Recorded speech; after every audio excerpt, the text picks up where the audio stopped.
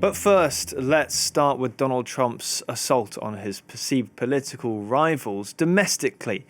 He's threatened to cut off the tax-exempt status of environmental groups and a top ethics watchdog, with a decision pending on Harvard University's tax status as well.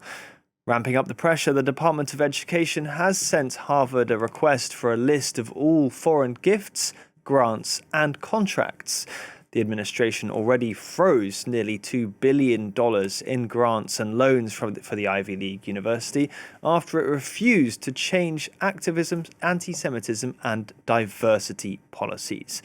Well, Ellen Kountz is a professor at the INSEEC Business School here in France and dean of the finance department there. She's also a political commentator and author of a book on Kamala Harris. She joins us now. Thanks for joining us here on France 24. Good morning. Thanks for the invitation. So not every school, as we know, has the deep pockets that Harvard has. Is this why it was able to defend its values when other universities can't? Well, I appreciate your question. I think if we're going to speak about the Ivy Leagues in general, we're in a really ironic situation because all of these gentlemen who are trying to do these rollbacks are themselves graduates of these schools, notably J.D. Vance, who's a graduate of Yale, and Mr. Donald Trump, who was a graduate of my alma mater, which is the Wharton School, University of Pennsylvania. I think the general public is discovering that these very elite private institutions also get public money. So if there's any silver lining in this, it was more of a revelation how much public money was involved in these elite schools.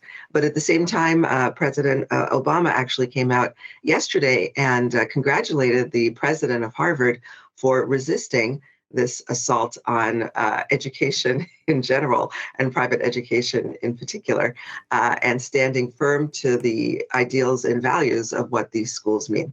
So if these elite private schools don't necessarily need public money, then why has Columbia University caved to the government's demands to restore that $400 million? I think it's a two-pronged answer. I think part of it is the desire for the money, even if it's not a pressing need. It's true that these schools won't close. They have very deep endowments, as you mentioned at the top of the piece, but at the same time, they have a lot of forward-looking projects that require government funding. So that's maybe why Columbia caved. But more frighteningly and perhaps more concerning would be the idea that they're just acquiescing to this slow-moving or maybe fast-moving authoritarian regime. We're not even quite at day 100, and we've seen a total reversal on a lot of what America means.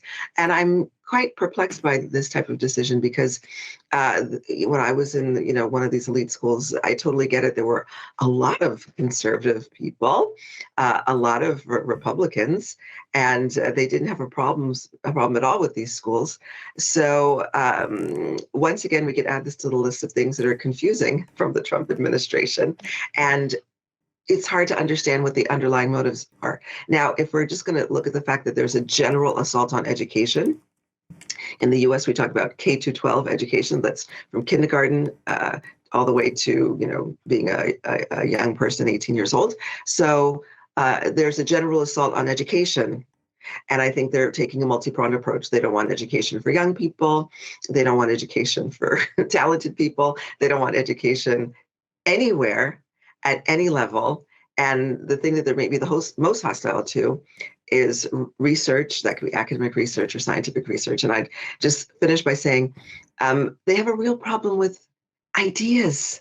And I think we've all agreed in the States for many generations now that we don't have to agree on the same ideas.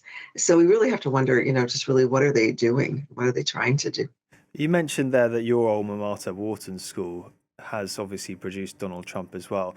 Were there things when you were there that you kind of identified as, I don't know, in some way problematic or in some way needing reform as an educational institution? Were there some potentially alarm bells in the way people were being taught there, or how has Trump been influenced by Wharton, if I can put it that way?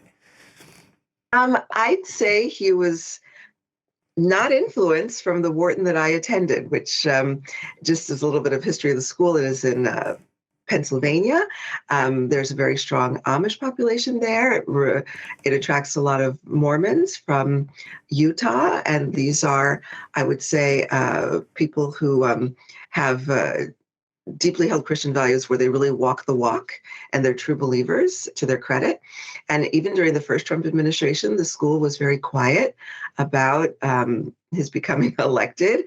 I think that their only communique from memory was to say, we're going to stay like a sanctuary city and a sanctuary campus. So when I was there, there were no stirrings of, we're lurching toward a different way of doing things in these schools. There seemed to be a general consensus on the left, but I'd say mostly on the right, that these schools were being done the right way.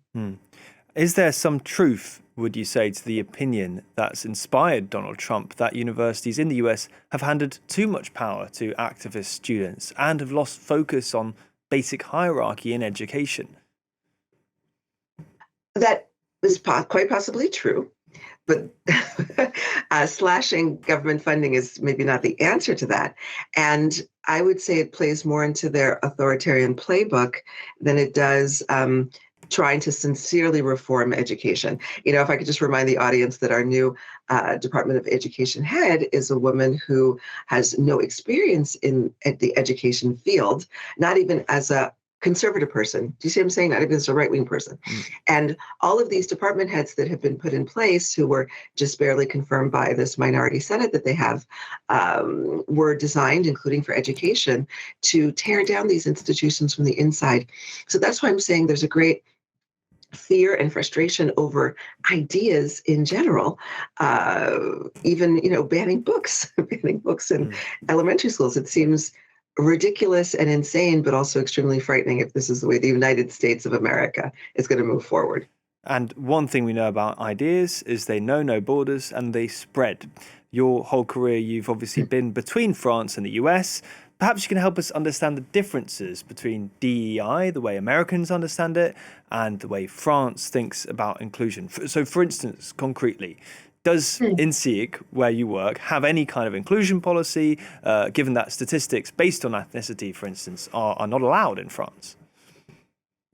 Thank you so much for that question. Actually, our CEO from our headquarter company, which is Omnis Education, has had the courage to reaffirm DEI as it's interpreted in France, which is just to say,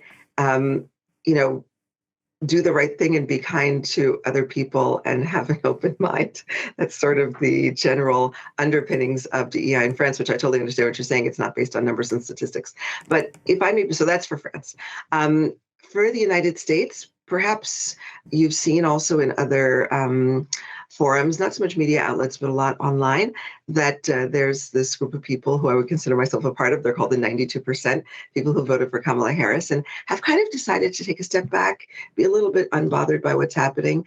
And when I hear about DEI, I don't at all think of myself. For example, if we're going to do things based on merit, then I feel very comfortable.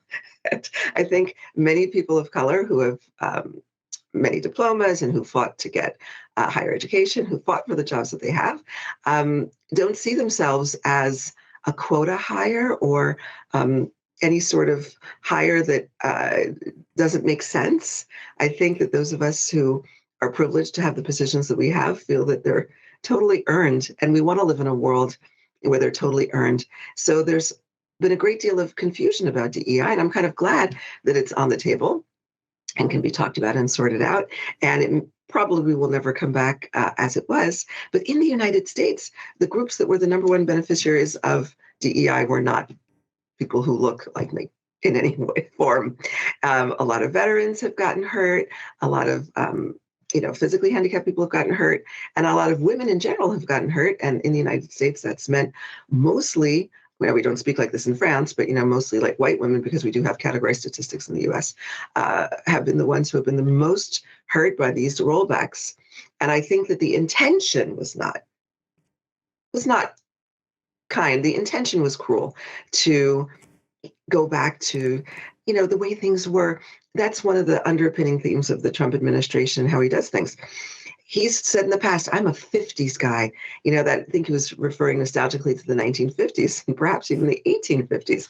So these rollbacks hurt real people. And it's just as well if there's a public debate on the future or the absence of a future of DEI. But I think a lot of minorities would be delighted to see a merit-based system in the US, finally. Ellen Kountz, thanks for that. Uni feels like a long time ago for me now. So thanks for bringing us up to speed and for those improving lessons there.